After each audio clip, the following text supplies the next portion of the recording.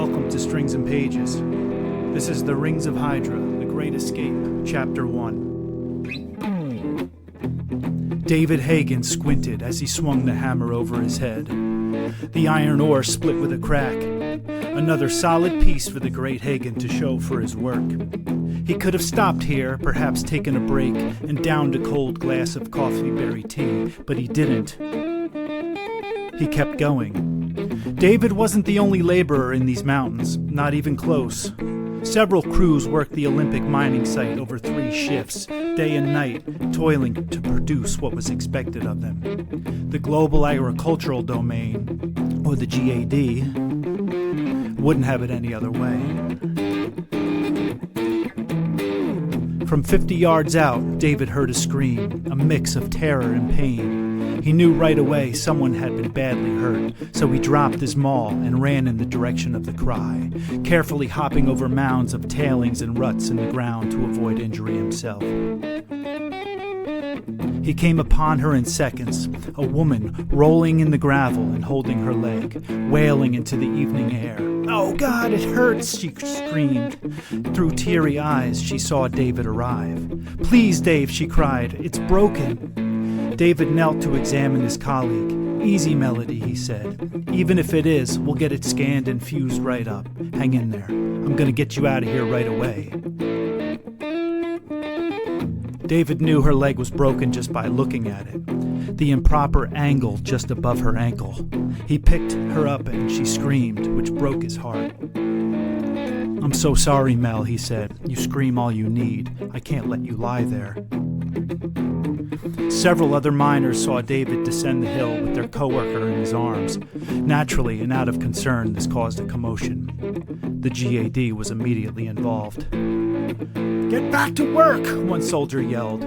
This was an enforcer, one of many who appeared from the wood line, a faceless entity, covered by a dark mirror of glass from his eyes to his mouth, and holding a marvel of a rifle, its bits and pieces glowing green and orange from the veins of high-grade liquid ethane running through them. His suit was molded to him, a mix of browns and greens, which would enable him to blend in with the forest so well he could vanish. "What's the reason for this interruption?" the soldier demanded. David looked pleadingly into the visor. "Your worker has a broken leg. Can't you hear her cries?" These cries were initially met with silence until the soldier said, "Put her on the ground and step back." David knew what this meant. "You're gonna warp her with a broken bone?" he asked. "Do you know how excruciating that's gonna be?" "What the hell do you know about warping?" the soldier asked. "Place her on the ground and step back." David reluctantly placed his colleague onto the cool soil and took one step away. "I'm sorry, Melody," he said as he stood. "You will make it through this." The words felt nice, but inside he knew this could be wrong. Warping a person from one location to another was uncomfortable enough in its own, let alone with a broken bone. The demodulator at the receiving end would have to reassemble each one of Melody's cells just the way it was upon the initial modulation. For the broken leg, it would be recreated the same way, perhaps even worse, and this would at least be unbelievably painful, possibly causing permanent damage to her body. No, this wasn't the right way to move her. "Please put her in the cargo jet," David said. "It's already here, and it'll be back in under 3 hours for us. I'm sure none of the other workers will mind. Please." The soldier didn't reply, and David took this to mean he wasn't even considering the request. "Please," he cried one last time. Nothing. Then the soldier removed the item David feared he would from his chest. A small contraption that, once thrown upon poor Melody, would wrap her body in a ball of blinding blue light before cooking her cells down. From there, she would be instantly transported to the outer ring of Western Hydra, some few hundred miles away in the Pacific Ocean. It wasn't so much the transportation that bothered David, nor the destination. She needed to go to the rings, as proper medical attention would not be available here on land, where no one other than the random government worker was even allowed to be. What bothered David Hagen, infuriated him, was both the method of transportation the soldier chose and his lack of compassion in doing so. David wasn't about to let his friend and coworker suffer, even if that meant taking the suffering upon himself. David watched as the GAD enforcer took the detainment pin and wound his arm back, and that's when he could no longer contain himself. He lunged at the soldier, plowed into him, and knocked him backwards. The pin fell from his hand and hit the ground, thankfully not deploying upon impact. He didn't swing, he wasn't even trying to attack, but this didn't matter to the other soldiers nearby. Before David could even pick himself up, many hands did the work for him. 3 other soldiers had him now, and they threw him up against a tree. The first soldier stood, brushed himself off, and approached. "You're a good worker," he said through the visor. "That's why we're going to do this here and now, rather than make it an official offense." His punches hurt, though David played them up a little bit. He could take more, but there was no sense in making the government official look like a pansy after committing a serious offense. They might all jump in if he did that. David was punched several more times to the gut before the soldier lost steam. But what he did next hurt more in a different way.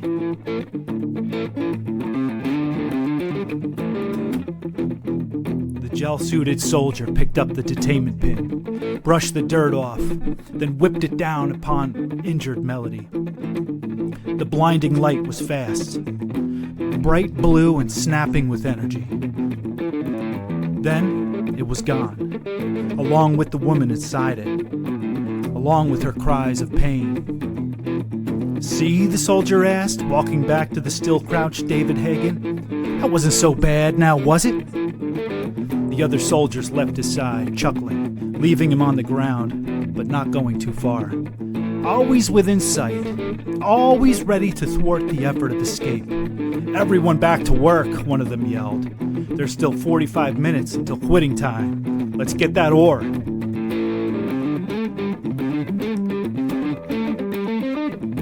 David picked himself up from the ground and leaned against a tree. He was still upset, not to mention the 7 shots to his gut and face. They hurt more now than they did before. Maybe he deserved them, maybe not. He was glad that it was over, though. He had to admit that. And attacking one of them could be a big deal, a huge deal. One that should have landed him a few years in lockup. Perhaps even in the new underwater prison he'd heard about, but thankfully never saw. It sounded horrible. Not that he really knew anything about it. No, there would be no prison for David. He was sore, but he was still free. And he took a moment to appreciate that.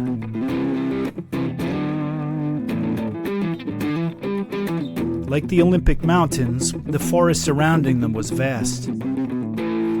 The day was changing to evening, and this brought a welcome shift in temperature.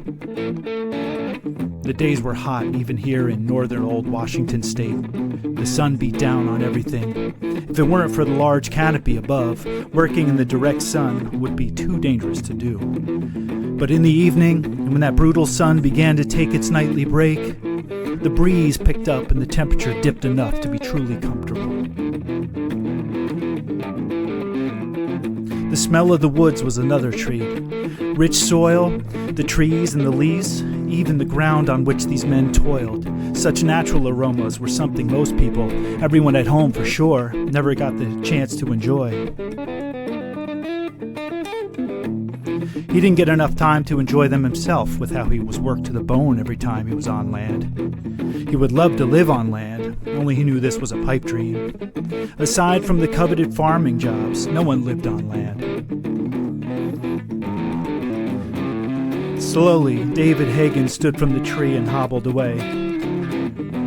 The other thing his beating brought him, at least he hoped, was an early end to this shift.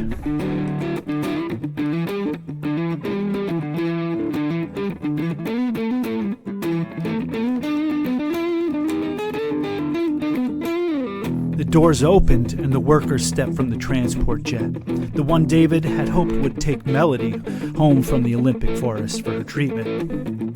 The silver lining to the fact that it didn't was they never had to wait for the jet to return to bring them home. This was day 5, the end of the work week, the day David Hagen loved the most. The day he could return to his wife and family, even though they lived in squalor.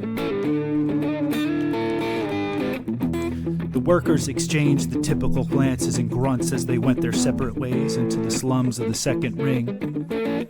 They were happy to be here, and at the same time, they weren't. The second ring of Hydra was far from a nice place to come home to, at least most of it. Even though most workers had families here, they spent the time working on land. It was just as valuable for a different reason. It was gorgeous. Here, on the other hand, was a portrait of depression. The first thing the second ring lacked was color. Everything in this place was gray. Even the teal solar road that absorbed the sun all day to feed the grid was covered in a layer of gray soot, at least until the road blower came around, blowing the stuff off the paneled surface. This wasn't such a solution as much as just more of a mess. Blow the dirt from here to there. David recognized the smell of soot as he began his short trip home. He made his way first through the market block, the initial drop-off location. Clothing, children's toys, trinkets, jewelry. This is where you bought what you could afford. Of course, there was one thing everyone wanted and needed much more than trinkets and toys. It was the same commodity they never had quite enough of. Food. Food was like gold. It was around, but not in large quantities. And out here on these massive floating cities, it wasn't like one could simply grow it. People had tried. There were even stories that one of the richer inner rings had expanses of grasslands and fields where people did grow food. This seemed unlikely, as the rings were built of steel, photovoltaic panels, and a bacteria-laden foam underneath, which made the whole floating operation possible. It was a wondrous method of housing Earth's brimming population, but it wasn't perfect, and it certainly wasn't good for farming. That's what land was for.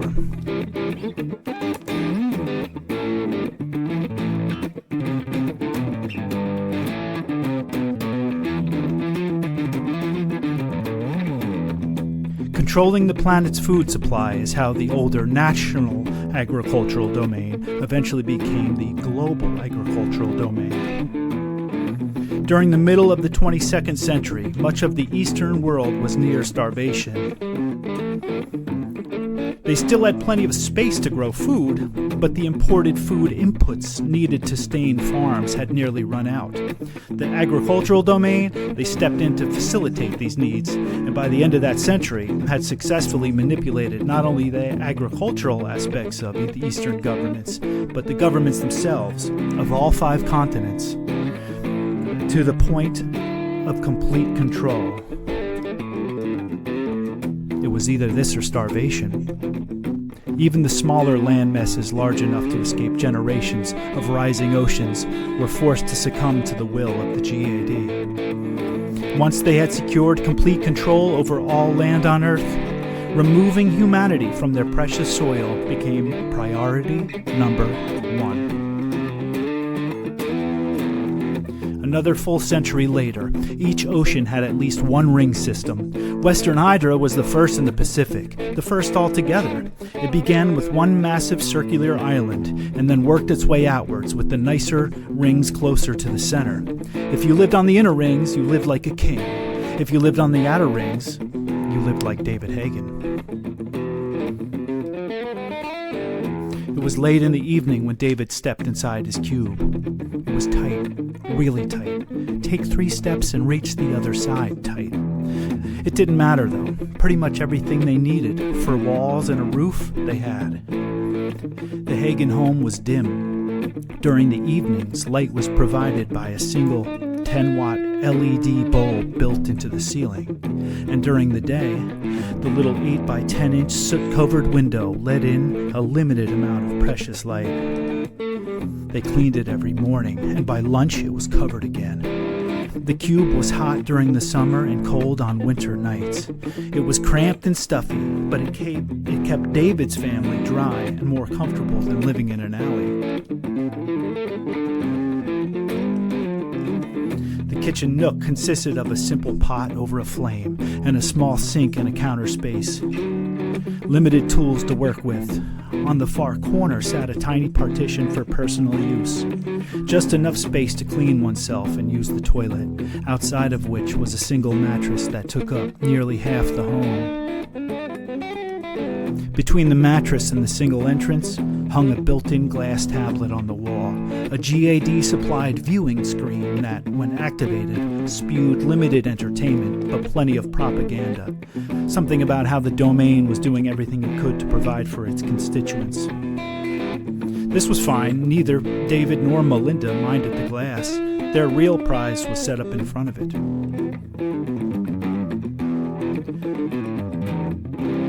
Below the glass sat a handcrafted bassinet, a bed for the Hagen's baby son, Brian. David loved every moment building this tiny bed from lumber he'd scraped off the forest floor on his work trips.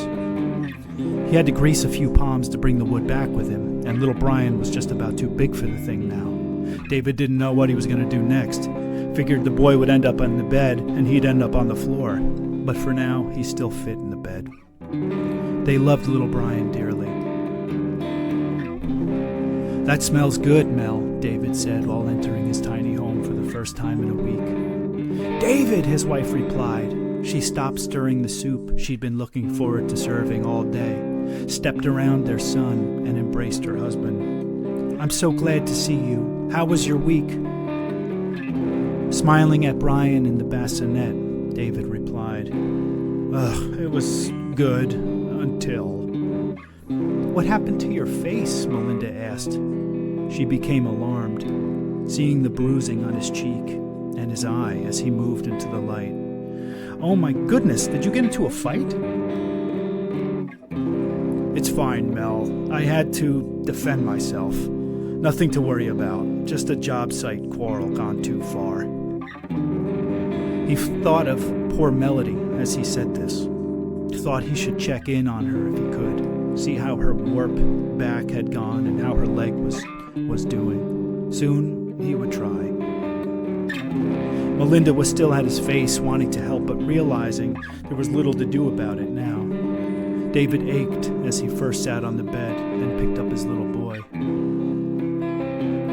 Brian's dimpled face was like a joyous brilliance in this dark little room. His personality was a match, able to lift his parents' moods almost daily, which was an invaluable in this sad little place. "He's beautiful," David said, gazing into his son's eyes. "This moment never gets old. I could look at him for 1,000 years." Melinda sat and leaned her head against his shoulder. "Yes, he is," she said. "He has your eyes." The smile disappeared from Brian's face, replaced by a cry. "And your appetite," she added. "Give him here and I'll feed him. You have some of that soup." "Yes, ma'am," David said, handing Brian to his mother. He stood and stepped around him, served himself some precious dinner.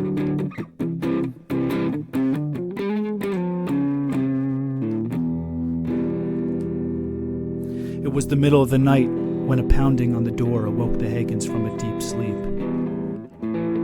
David rolled out of bed and clothed himself, while a voice shouted from outside, "Get out! Move out now!"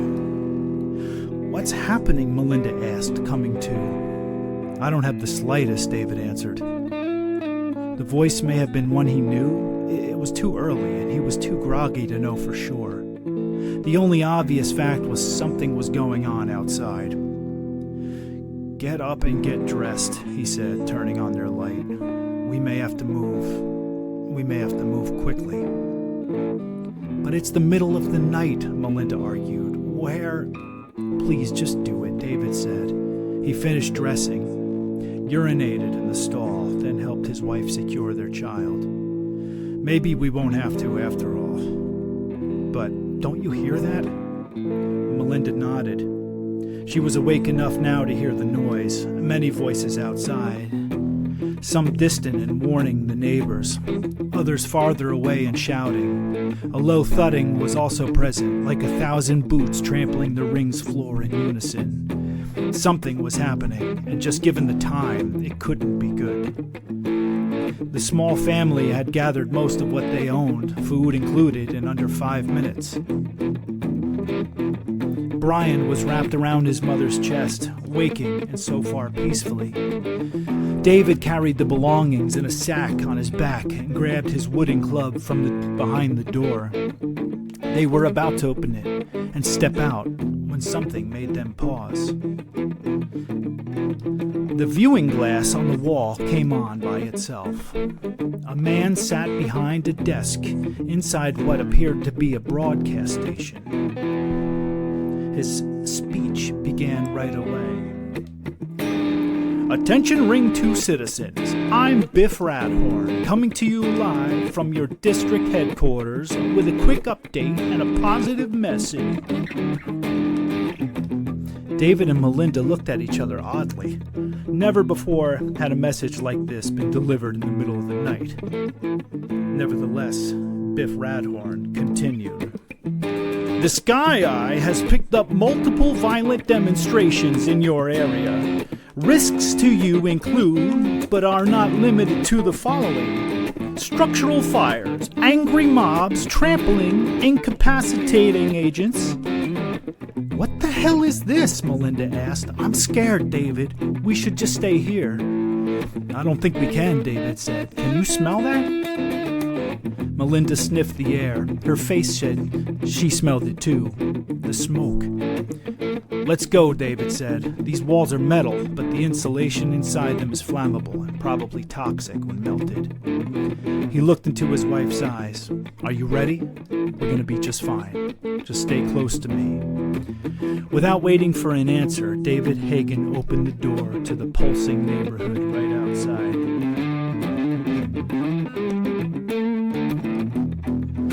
The evening was alive with lights, but not the kind that come from a bulb. This night was for fire on the second ring, and the reason soon became evident. Feed us now! Feed us now! The crowd chanted as they marched. Some held signs and others torches. Some had noisemakers and others threw bottles and whatever else they could find. David held his family tightly. He understood these people's frustrations. He couldn't understand their methods.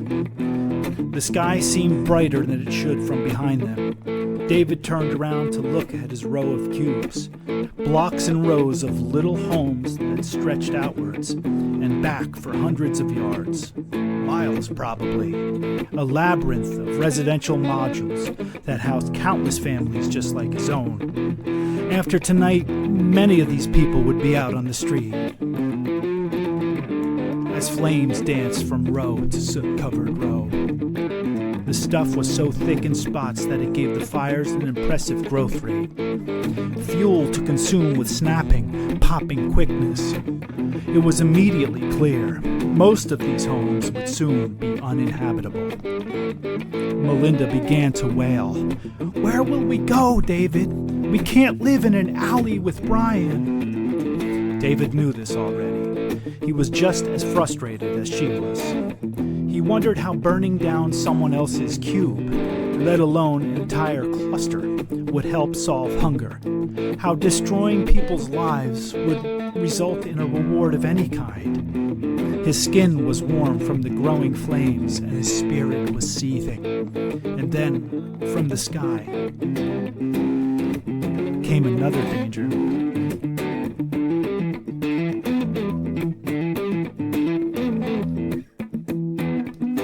Blue streak shot across the scene, raining down from above and landing right along the line of cubes David stood in front of. Jesus, they think we've done this! He grabbed Melinda and held her close. The GAD's here. We must move now. Melinda cried as David gripped her and Brian tightly, pushed them through the crowded Solar Road and away from the line of cubes. The GAD had shown up in significant numbers. They hovered above the angry streets, some hanging out of attack jets and others floating in place by the jetpacks on their backs, but all of them firing on the crowd below. Their neon rounds lit up the sky a different shade than the flames, blue against yellow, creating an overall green flashing fury. David pushed through the crowd, as far away from the danger zone as he could get. Only it seemed to grow as he pushed, the voices and screams growing in volume. One man next to them was cut down in a hail of pulse fire. This was now as serious as it could be. The GAD was known to be harsh, but even so, the fact that they had gone from 0 to lethal was alarming to say the least. The firing was immediately too much. David was not only fearful for his life, but the life of his precious young Brian and his dear wife. More people were getting hit around him. The likelihood of one of his own getting killed was quickly increasing. He had to do something, and now, out of depression, David Hagen turned into an animal. He produced the wooden club from under his shirt and, like a soulless machine, began meleeing his way towards safety. Under any other circumstances, David would have felt terrible using such force and violence. Right now, however, he had no problem doing what needed to be done. It came naturally. He bashed and pushed and shoved his way through the crowd. Much blood was drawn, both from David's club and from the pulse rounds that the GAD threw down upon the riotous crowd. It was an ugly sight, one that would give most people sustained nightmares. Eventually, though, David saw a light at the end of the tunnel, a spot that looked like it might offer safety, an alley between the next row of cubes where it would be hard for the soldiers to fire down into. With his family in one arm and the swinging club in the other, David gave it one last push to that spot. Just then, one voice stood out from the screaming. "David! Right behind you!" the voice yelled. He knew right away who this was. He didn't even have to look. It was the voice of his brother, Joe Hagen. "I can't stop now," David yelled. "Follow me through!" There was no reply for Joe. David only hoped his brother was behind him and would be able to stay there. After another 3 harrowing minutes, David Hagen had successfully pushed and beat his way through the mayhem. He could finally take a breath.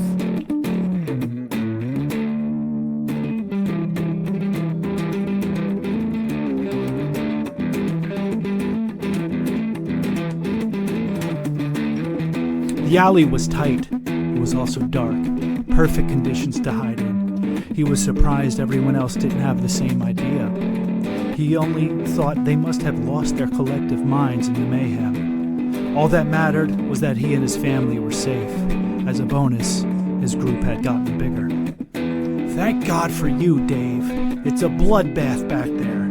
I thought we were all dead for sure," Joe said, catching his breath. "Joseph, my brother, how did you know to find me here?" "I didn't know," Joe said. "Dumb luck, I guess. And if it weren't for that club, I believe we'd all have a few extra holes in our bodies." Joe embraced Melinda and placed a hand on Brian's head, who was just now beginning to cry. They shushed him, kissed his little head to settle him down. Thankfully, it worked. "Thank you, Joe," Melinda said. "I'm so glad you made it out of there. It's good to have you with us." The group tucked themselves tightly into the corners of the dark alley, waiting and and watching as the GAD cleared out the rest of the crowd, one way or another. The sights the Hagans had seen, no one should have witnessed. It was violent and terrifying. For 10 minutes, the Hagan family sat in silence, frozen in fear they might be discovered. It wasn't much longer until this very thing happened. Luckily for them, the shooting had ended, and the GAD was now doing cleanup. From the corner of the nearest cube, one soldier stepped into the opening. His pulse rifle punched outwards into the alley, looking for any threats.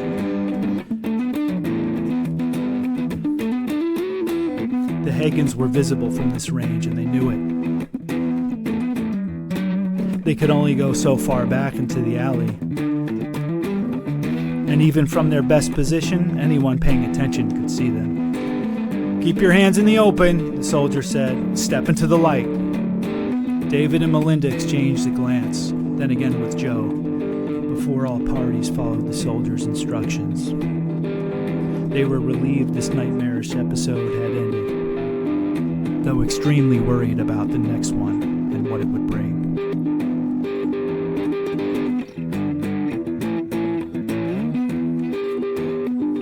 This has been the Rings of Hydra Great Escape Chapter 1. You can find all of my work at kpsbooks.net. And I appreciate your time, and I would really appreciate a like or a subscribe. You know those two buttons. Love you. See you on the page.